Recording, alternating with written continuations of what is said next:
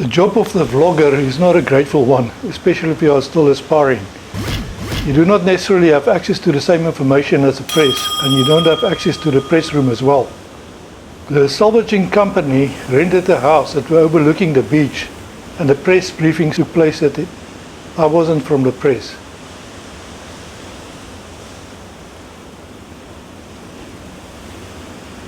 I had the job of guessing what was going to happen next. That was one of the reasons why I was at the beach early on the 1st of August.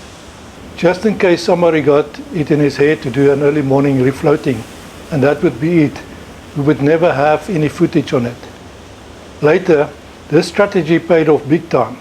It was one of the biggest reasons why I could make a documentary from A to Z. This whole thing played off in the quiet upmarket suburb of Sheffield Beach, in the town of Ballito, in the province of Kwazulu-Natal, South Africa.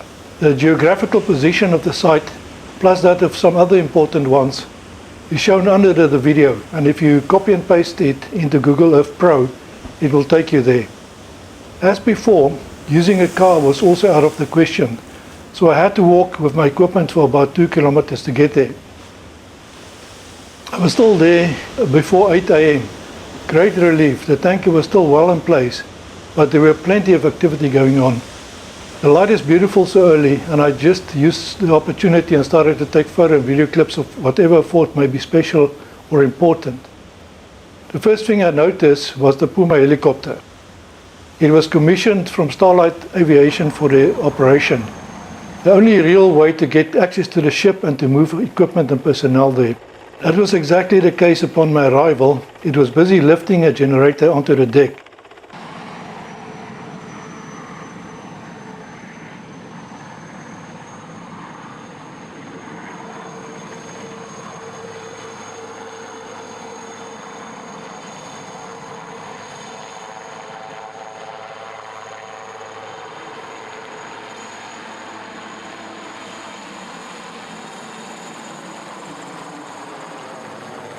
Then a helicopter took off on its way to Durban, and it was soon lost on the horizon.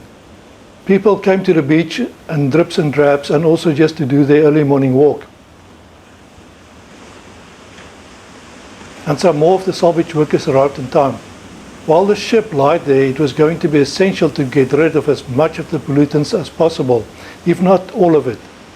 Salvaging work commenced again, and the oil and water that were in the tanker were pumped out through the touch hose tube line to the bladder on the beach, and from there it was pumped up to the cliff to street level into the tanker trucks.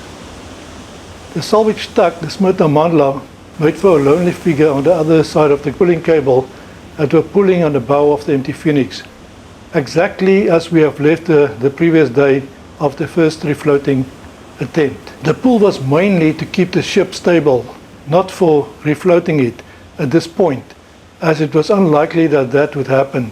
The use of the spring tide on this previous day did not get any results, and the window of opportunity was diminishing. I hung around for a while and then decided to go back and prepare for a possible refloating later in the afternoon. Maybe I was lazy that afternoon, but I didn't want to walk back all the way to the ship. Instead, I went down to Steve's Rock, which gave me a good view of the salvaging tug, the Smyrna Mandla. Steve's Rock is the rock in the sea behind me in the narrative. The cable to the ship was over 2 kilometers long, and that placed it nicely in front of me. And guess what? To my surprise, I discovered that Smith Sianda was connected to Smyrna Mandla at the bow. The tide was coming in and the surf was breaking over Steve's Rock. The Smyrna Mandla, with main power of 14,317 kilowatts, connected to the Smith Sianda with 5,440 kilowatts of power, was hopefully going to be significant force to pull the tanker loose and save the day. I just had this question in my head. If the cable that is used on the Smyrna Mandla is specified on the tug, then the Smith Sianda will add additional pressure onto that cable. Would it still make the spec, or was the cable replaced with a better one? Just questions that people like me would ask, and it will probably go unanswered. The Smyrna Mandla was built in the 1970s together with a sister vessel, and they went by the names the John Ross and the Walraud Voltemare. The whole purpose was as salvaging tugs in deep sea conditions. The Volraad Voltomade was later run aground and scrapped. It was then about 4:30. Expected high tide peak was to be at 5 o'clock. Although I was quite close to the tugboats, I was far away from the empty Phoenix by a distance of about 2 kilometers. That was roughly how long the cable was. Of course the pressure was on, but I could see very little of what was happening at the ship. I then suddenly got a call on my cell phone. It was my friend and neighbor Warren. He wanted to know where I was. I told him. He then said that the ship started to move and that I must come quickly. He was at the ship's side, of course. That threw me into panic mode and I started to run, camera and tripod included. It's quite a distance by road, and as I came down the road, I saw a lot of people coming towards me and they told me not to bother. I took the first access walkway to the beach and that is where I saw it.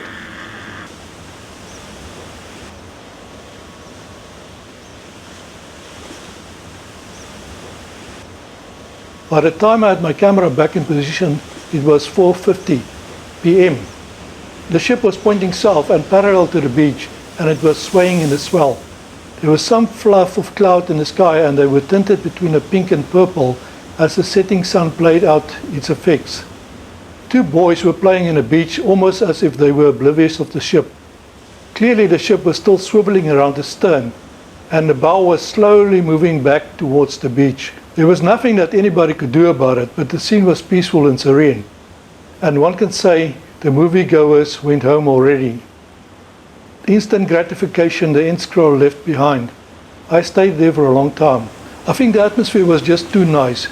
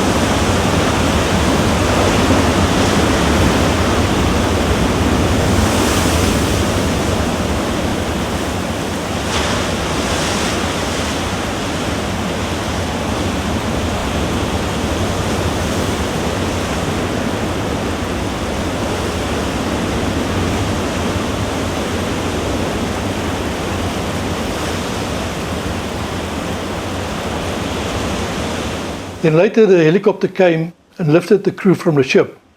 Then it headed towards Durban and the work of the day was done.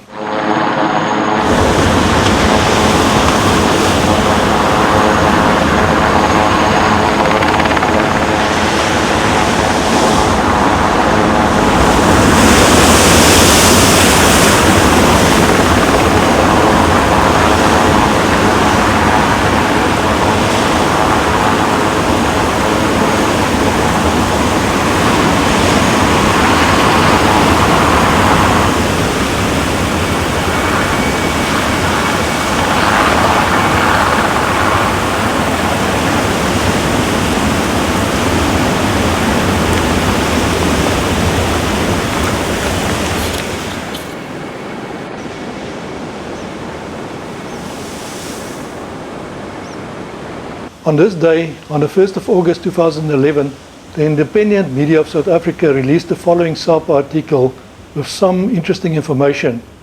You can reference it at the point 7 in the reference list below the video. Police have been asked to investigate whether a stowaway is on board the oil tanker MT Phoenix, which ran aground north of Durban, the South African Maritime Safety Authority SAMSA said yesterday. There were also concerns the vessel was deliberately run aground off Sheffield Beach last Monday, so its owners could claim from the insurers. SAMSA Southern Regional Manager Captain Nigel Campbell said in a statement, on Saturday the salvage crew found medication was missing from a kit they left on board before leaving the vessel on Friday. the South African Police Services will be requested to search the vessel. It is not unusual for vessels coming from West Africa to have stowaways on board. In addition, the following was said. SAMSA had been contacted by Lloyd's Casual Intelligence of London, who said they could find no records of the Phoenix. A vessel of the same type, size and name was however scrapped in India in November 2010. Commenting on whether the vessels running aground could be an insurance job, Campbell said, "It would not be the first time that an unscrupulous ship owner was prepared to sacrifice a vessel in an attempt to realize the insured value." The vessel ran aground despite the salvaging tug Smith Amandla being nearby. The master of the Smith Amandla had to instruct the master of the Phoenix to pay out more anchor cable when the vessel started dragging. A very junior officer knows that this is the first action that is taken when a vessel starts dragging anchor, Campbell said. 2 attempts to get messenger lines to the Phoenix also failed. The lines would have been used to pull towing equipment onto the vessel. Meanwhile, it was expected that all fuel should be pumped off the vessel yesterday. It was being transferred to bladders on the beach, and from there to road tankers. All drums containing oil, grease and other rubbish had been flown ashore, SAPA. That's the end of the quote.